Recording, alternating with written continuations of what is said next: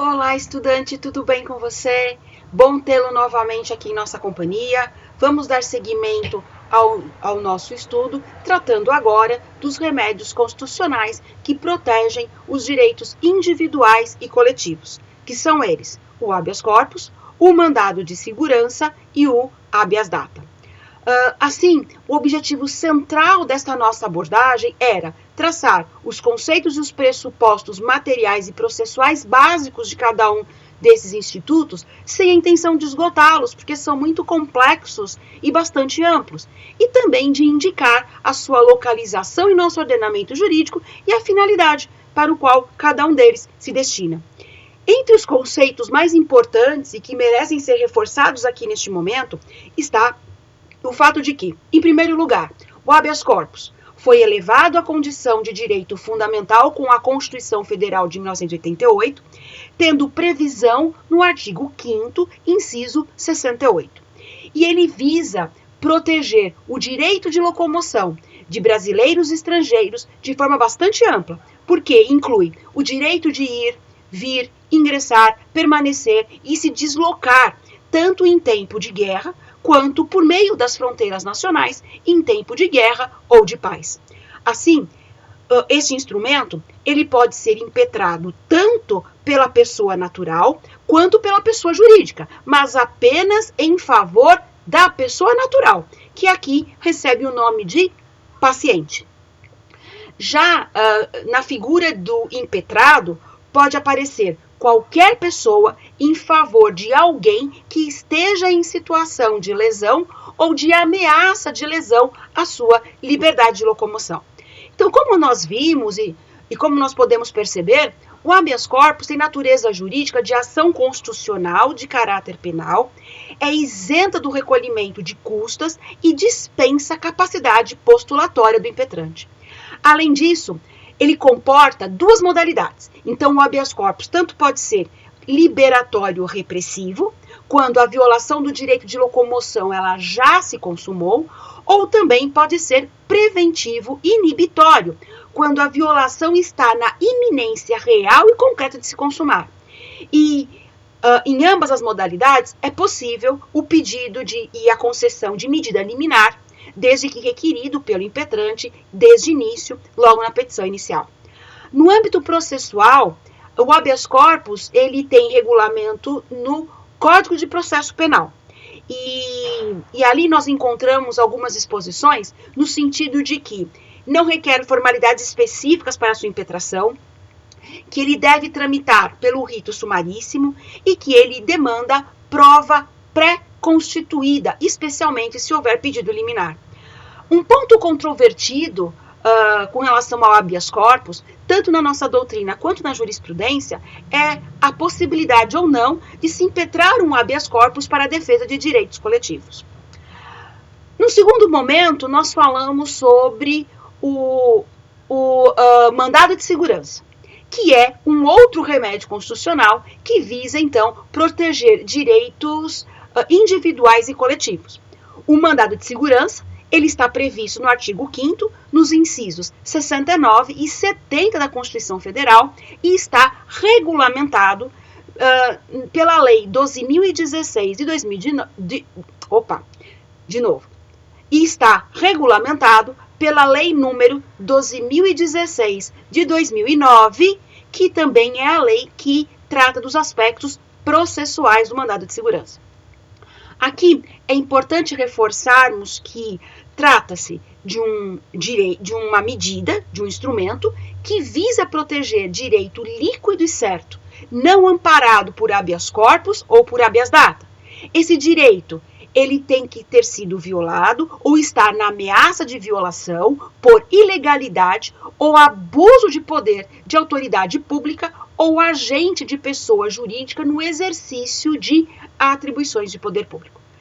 E o que é um direito líquido e certo? Na verdade, um direito líquido e certo é aquele que é expresso ou que está expresso em documentos ou em norma legal e que traz embutido todos os requisitos e condições de sua aplicação imediata pelo impetrante.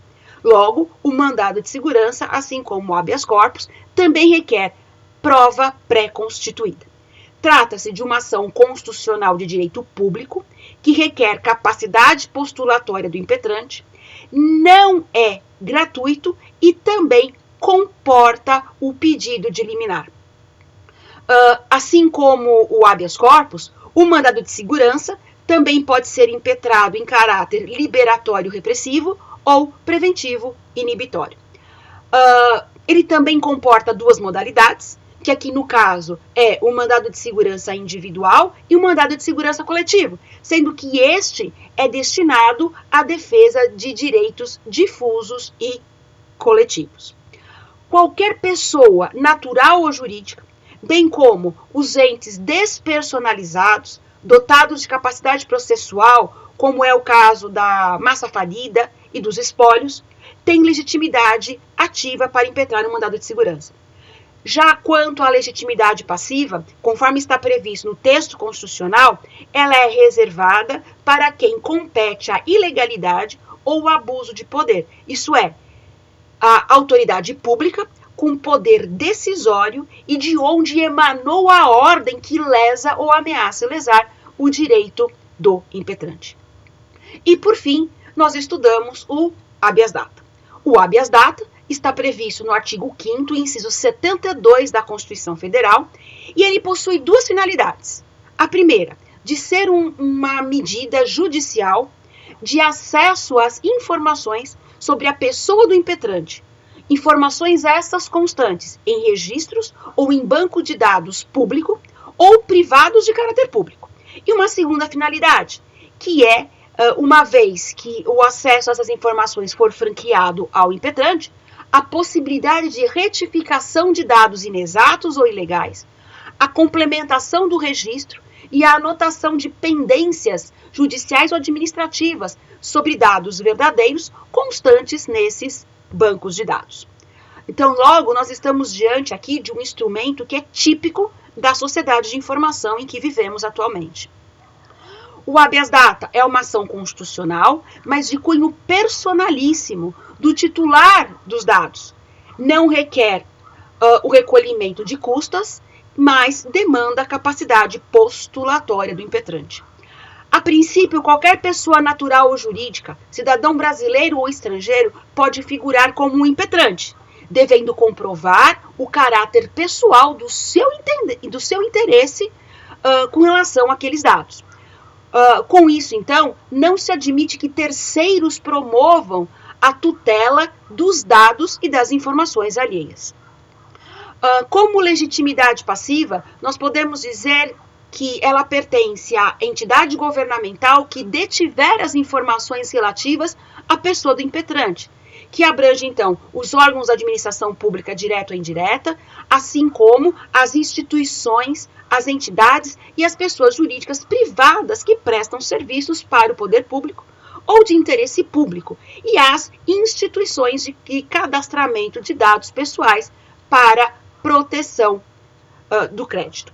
Aqui também nós encontramos uma controvérsia na nossa doutrina e jurisprudência com relação ao habeas corpus. A primeira é que a necessidade de se esgotar a esfera administrativa para a propositura da ação judicial, o que para alguns autores seria inconstitucional, e a segunda é a possibilidade ou não da concessão de medida liminar, já que não há previsão legal expressa nesse sentido. O habeas data, ele recebe regulamentação e os seus aspectos processuais estão previstos na Lei 9.507 de 97. Ficou claro para você, estudante, quais são os remédios constitucionais que protegem os direitos individuais e coletivos? Ficou claro também quais são os seus principais aspectos e qual a finalidade de cada um deles? Vejam de que são institutos bastante semelhantes em termos processuais, mas que têm a missão de tutelar direitos fundamentais diferentes, sendo que todos eles, além da previsão constitucional, também possuem regramento em legislação específica. Aqui vai uma dica para você, para não errar na propositura da ação. Nós devemos verificar a natureza jurídica do direito que está sendo violado. Se é um direito líquido e certo, se é o direito de locomoção, se é um direito à informação ou de acesso à informação. E aí, então, à medida que nós conseguimos responder a essas perguntas, nós vamos conseguir identificar qual é o remédio constitucional adequado para a defesa daqueles direitos que estão sendo violados ou que estão na iminência de serem violados, ok? Eu tenho certeza de que este conteúdo foi bastante útil para você, que despertou ainda mais o seu interesse e a sua curiosidade em se aprofundar mais no estudo, e eu também tenho certeza que contribuirão muito para a sua formação pessoal e profissional. Bons estudos, até breve!